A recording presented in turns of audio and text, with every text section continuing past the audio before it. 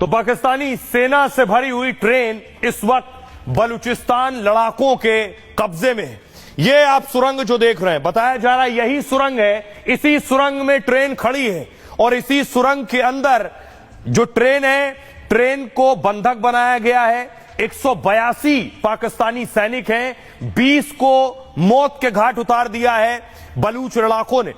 आपको बताऊं उससे पहले कि आखिर ये किस जगह पर रोका गया है, यानी ट्रेन किस जगह पर रोकी गई, जरा वो देखिए। ट्रेन को रोका गया है बलूचिस्तान से पहले, यानी क्वेटा में। ये तस्वीर आप देख रहे हैं, ट्रेन कहां से कहां जा रही थी। क्वेटा देख रहे हैं, पाकिस्तान का नक्शा है।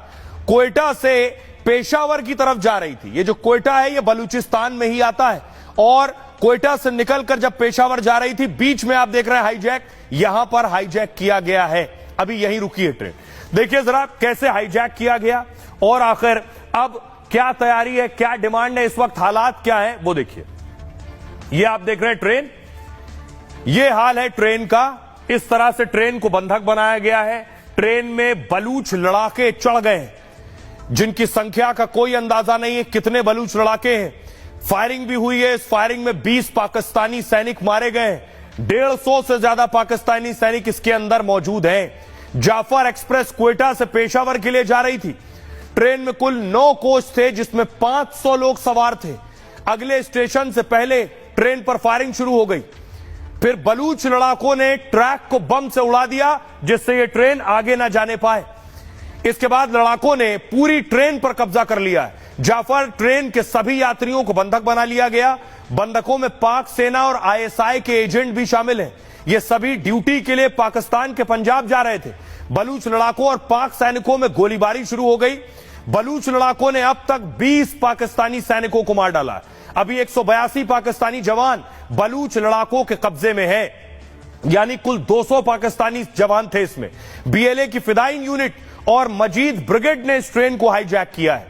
ये दोनों यूनिट बीएलए की सबसे खूंखार शाखाओं में शामिल है। बीएलए ने मजीद ब्रिगेड का गठन 2011 में किया था और तब से ये यूनिट पाक सेना पर कई बड़े हमले कर चुकी है। अभी जाफर एक्सप्रेस को बलूच लड़ाकों ने टनल में खड़ा किया हुआ, जो तस्वीर मैंने आपको दिखाई, और धमकी दी है कि कार्रवाई हुई तो फिर ट्रेन को उड़ा देंगे। पाकिस्तान के कत्लेआम की जिम्मेदारी शाहबाज सरकार की होगी। बीएलए की तरफ से सैन्य कार्रवाई रोकने की हिदायत दी गई है। पाक ने हाईजैक वाले इलाके में इमरजेंसी की घोषणा कर दी है। सभी डॉक्टर्स और अधिकारियों की छुट्टी रद्द कर दी गई है। फिलहाल जाफर एक्सप्रेस बलूच लड़ाकों के कब्जे में है। आइए अब आपको सुनवाता हूं, सुनिए जरा क्या कुछ कह रहे हैं एक्सपर्ट यासिर जंजुआ, जो कि पाक सेना के पूर्व मेजर जनरल हैं, और भारतीय डिफेंस एक्सपर्ट जीडी बख्शी साहब। पाकिस्तानी फौजियों को निकालने वाला जो काम है वो तुरंत हो भी रहा है और हो भी चुका है। कुछ कैजुअलिटीज हुई हैं, इसमें कोई शक नहीं है। कैजुअलिटीज के नंबर के ऊपर डिफरेंस है। पाकिस्तानी मीडिया कुछ दिखा रहा है, आप कुछ दिखा रहे हैं, इस बहस से कतई नजर, लेकिन कैजुअलिटीज हुई हैं। और इंडिया जब तक ये काम करने की कोशिश करता रहेगा पाकिस्तान को डिस्टेबलाइज करने की, इंडिया की कलई खुल जाएगी कि वो जो डेमोक्रेसी की बात करता है, असल में आप ये करते रहे, आप ये समझते हैं ये ईस्ट पाकिस्तान नहीं है। पाकिस्तान की फौज का स्टाइल है कि वो रंगत दिखाते हैं, वो अपने F-16 ले आएंगे, तोपे ले आएंगे, टैंक ले आएंगे और जनता को, जनार्दन को उसमें कुचल देंगे बीच के अंदर। तो अगर ऐसा होगा तो पाकिस्तान में ही बवाल खड़ा होगा। पाकिस्तान को बड़ा फूंक फूंक कर ऑपरेशन करना होगा। पूरी दुनिया की आंखें अब बलूचिस्तान की ओर है और बलूचिस्तान, मुझे तो लगता है अब समय की बात है।